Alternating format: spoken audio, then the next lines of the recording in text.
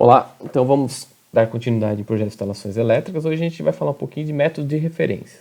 Esses métodos aí estão dispostos aí na NBR 5410, né? Basicamente eles são métodos de instalação indicados na IEC 60364-552, para as quais as capacidades de condução de corrente foi determinada por ensaio ou por cálculo. Tá? Então são esses aqui os métodos de referência: A1, A2, B1, B2, C, D, E, F, G. Então são métodos que foram realizados ensaios, dispostos aí eletrodutos em paredes térmicas, enfim, daqui a pouco a gente vai ver cada um deles, e foram ensaiados, tá? Então são métodos de referência. Aqui eu vou falar um pouquinho sobre eles e notas sobre eles.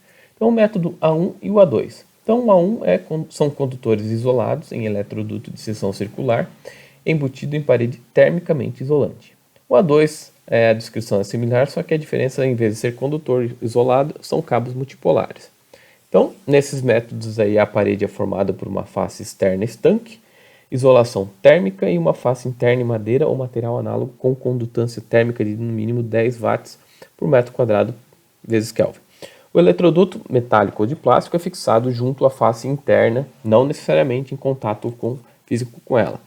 Então é isso aqui, essa frase foi retirada da NBR 5410, tá? E o leitor deve interpretar e imaginar o que seria esse tipo de instalação, esse método de referência, e imaginar aí como que deve ser com essas palavras. Tá?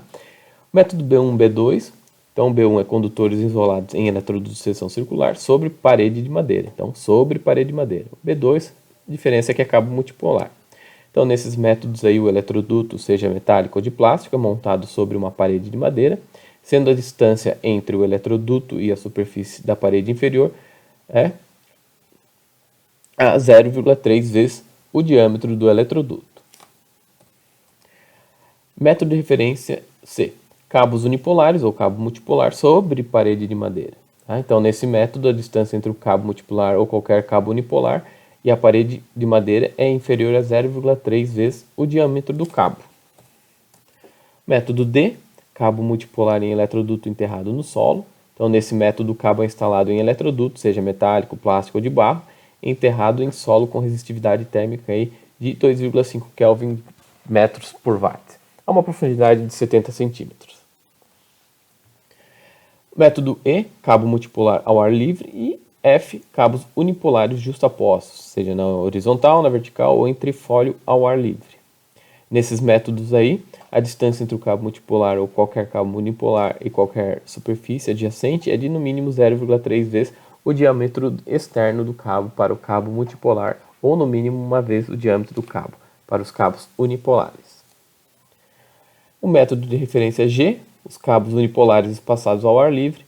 Então, a nota 5 é igual para o E e o F, e a diferença aqui no método G, o espaçamento entre os cabos unipolares é de no mínimo uma vez o diâmetro externo do cabo. Tá?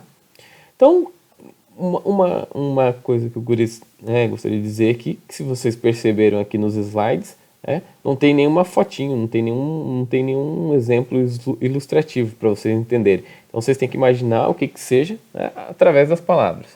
Eu fiz isso aí de forma proposital, certo? Justamente para falar um pouquinho sobre os métodos de instalação. Tá? Daqui a pouco eu vou propor um exemplo que vai precisar disso aí que vocês sentiram falta nos slides anteriores. Então, antes eram métodos de referência, foram feitos aí, ensaiados pela IEC para determinar aí a capacidade de corrente que os condutores podem suportar naquelas condições. Agora, os métodos de instalação. Então, para cada método de instalação dado na tabela 33 da NBR 5410, é indicado o método de referência no qual ele se enquadra, a ser utilizado para obtenção da capacidade de condução de corrente. Ou seja, na prática, aí, nas construções civis, existem diversas, infinitas, vamos dizer assim, praticamente, formas de instalações elétricas. Cabe ao projetista, cabe ao engenheiro, ao técnico, enfim, determinar a qual esse formato de instalação se encaixa em qual, se aproxima pelo menos, de qual método de referência daqueles que a gente viu ali, o A1, A2. Então, se vocês abrirem a NBR 5410 na tabela 33, vocês vão ver aí, aproximadamente aí 75 métodos de instalações, e juntamente uma foto bem simples, ilustrativa, do que seria aquele método de instalação. Então eu tenho o método de instalação, qual que seria o método de referência para esse tipo de método de instalação, uma breve descrição e o projetista, a pessoa que está interpretando a norma, tem que entender o que seria esse exemplo através desse desenho bem simples. Então o método de instalação número 1 seriam condutores isolados ou cabos unipolares em eletroduto de seção circular embutida em parede termicamente isolante. Então, percebe-se aqui que tem então duas paredes, duas faces da parede, Essa está a face interna, E aqui o corte transversal aí do eletroduto e no interior dele aí condutores isolados, Se a gente comparar aqui com o método 2, a única diferença é que é um cabo multipolar, Então aqui são cabos soltos, aqui é um cabo, todos eles capados aí na mesma construção, Então, tendo isso em vista, aí eu vou propor esse exercício para vocês. Então, vocês percebem que pela tabela 33, os desenhos são bem pictoriais, são bem simples. E cabe aí às pessoas tentar interpretar o que seria esse método de instalação. Então, o que eu vou sugerir? Vou pedir para vocês fazerem esse exercício.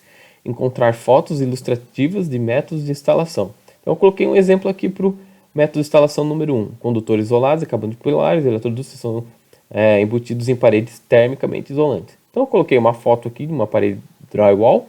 Então a parede drywall normalmente é uma parede termicamente isolante, porque no interior dela é colocado fibra de vidro ou qualquer outro material isolante térmico e acústico. E aqui eu tenho a passagem de um eletroduto. Então, saindo dessa foto para essa aqui, fica bem mais fácil de para os projetistas ou mostrar para um cliente leigo na área, por exemplo, por que a gente está utilizando esse método aqui para calcular.